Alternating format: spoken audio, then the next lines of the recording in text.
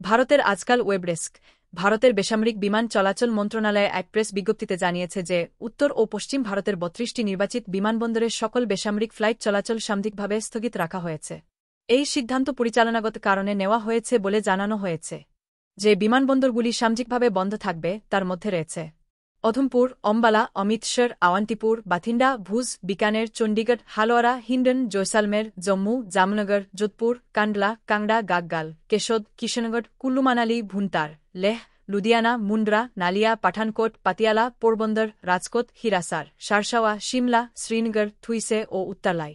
ফলত এই দুইটি বিমানবন্দরে উল্লিখিত সময়ে সমস্ত বেসামরিক উড়ান বন্ধ থাকবে। এছাড়াও দিল্লি ও মুম্বাই ফ্লাইট ইনফরমেশন রিজিয়নের ফায়ার্স আওতাধীন ২-৫টি বিমান রুটেও চলাচল সাময়িকভাবে বন্ধ থাকবে, যা নোরেন 055525 অনুযায়ী কার্যকর হবে। এই রুটগুলো ১-৪ মে রাত ১-১, ৫-৯ ওটক, ১-৫ মে সকাল ৫-২-৯ ইস্ট পর্যন্ত সমতল থেকে অনির্দিষ্ট উচ্চতা পর্যন্ত বন্ধ থাকবে।